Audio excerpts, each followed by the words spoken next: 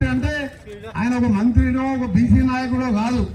తెలంగాణలో ఆ రోజు 13 మందికి బోర్డు లీడర్ గా ఎంపీలకు నాయకులుగా చిన్న ఏజ్ లోనే పార్లమెంట్ లో సొంత పార్టీ సోనియా గాంధీతో కూడా కొట్లాడిండు. నువ్వు ప్రకటించిన 6 దశాబ్దాల కోరిక మా తెలంగాణ ఇయ్యకపోతే మా పిల్లలు చచ్చిపోతున్నారని చెప్పి ఇక్కడున్న అధికార పార్టీ మా సొంత ముఖ్యమంత్రి కూడా ఇద్దరం కలిసి గట్టిగా ఎదిరించిన వాళ్ళం. అలాంటి వ్యక్తి అలా వస్తు తెలంగాణ అందరూ అంటున్నారు. నాకు కూడా డౌట్ ఏముండే, లేకపోతే ఈ మొత్తం ఏరియా అంతా కూడా 45,000 మంది వస్తున్నాయి. పొన్నం ప్రభాకర్ వస్తుందంటే ఆయన అంత గట్టి నాయకుడు.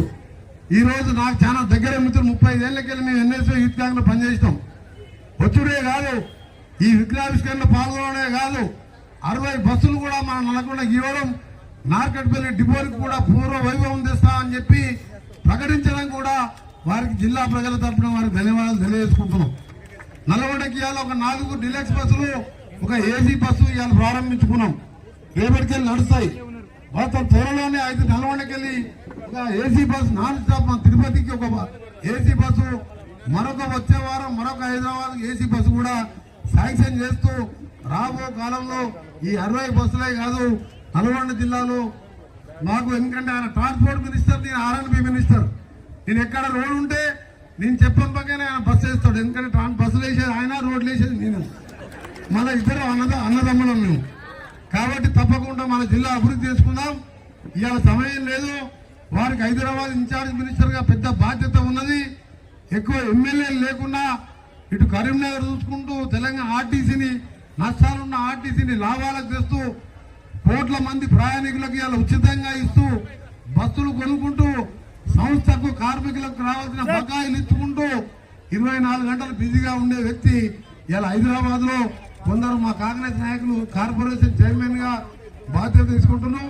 ఇందులో పాల్గొంటున్న మా మున్సిపల్ చైర్మన్ పురిటి శ్రీనివాసరెడ్డి గారు, అబ్బాయి నమ్మేశ్వర గౌడ్ గారు వైస్ చైర్మన్ గారు, అలాగే మా జాజల శ్రీనివాస గౌడ్ గారికి, వేదిక మీద మా వెంకట నరసయ్య గారు, ప్రతి ఒక్కరికి పేరు ఆర్టీసీ నాయకు ప్రతి ఒక్కరికి, అలాగే పట్టణ కాంగ్రెస్ అధ్యక్షుడు మోహన్ రెడ్డి గారికి, ఈ ప్రాంత కౌన్సిలర్ అశ్విని గౌడ్ గారికి, ఇంకా అందరికీ పక్కకున్న మొత్తం కూడా మీ అందరికీ, మనం చిన్న సభ అనుకున్నాం కానీ ఇంత పెద్ద ఎత్తున సొంతంగా వచ్చిండు. ముఖ్యంగా మా చిన్నారులు ఉన్నారు, మా చెల్లెళ్ళు ఇక్కడ ఉన్నారు. ఆ విగ్రహం వెనకెళ్ళి చూస్తే ఏం కావాలి మీకంటే, మాకు డ్యూయల్ స్కూల్ లేవంటే రేపు సాయంత్రం వరకల్లా మీ అంత ఫర్నిచర్ పంపిస్తా అని చెప్పిన వాళ్ళకు. ఈ స్కూల్ వెనకనే ఉన్నది.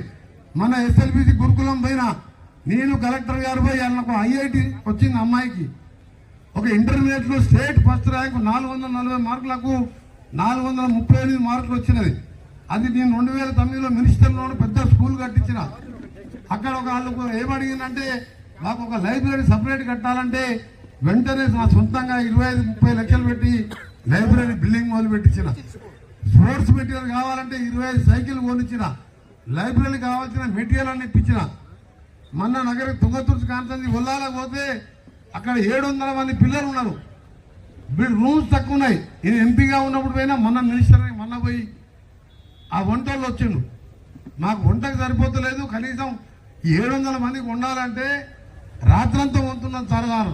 ఎందుకు నీ బాధ ఏంటంటే 3 స్టవ్లు ఉన్నాయి పెద్దవి, 8 స్టవ్లు అయితే మేము పిల్లలకు టైం కొనగలుగుతామంటే 25,000 లెక్క 2.5 లక్షలు పెట్టి వాళ్ళకు 8 స్టవ్లు కొనిచ్చిన. ఫర్నిచర్తో పాటు టీవీలన్నీ కూడా పెట్టించిన. అంటే గవర్నమెంట్ పైసలు కాదు, మీరు అనుకునే మినిస్టర్ అంటే ఎన్ని గవర్నమెంట్ పైసలు. నా కొడుకు పేరు మీద ప్రదీప్ ఫౌండేషన్ మీద ఇవాళ కూడా మా ముఖ్యమంత్రి గారు, మేము మా మంత్రులం ఒక టీవీగా పనిచేస్తున్నాం. ఇలా తండ్రి కొడుకు బిడ్డ చెప్తేనే అడిగడం కాదు. ఇది మా క్యాప్టెన్ ముఖ్యమంత్రి రేవంత్ రెడ్డి గారు. మేము ఏం చెప్పినా మాకు పెద్దోళ్ళు అంటే గౌరవిస్తాడు, చిన్నోళ్ళు అంటే ప్రేమిస్తాడు. అందరం కలిసికట్టుగా నిర్ణయాలు తీసుకుంటాం. ఒకటే నిర్ణయం తీసుకున్నాం.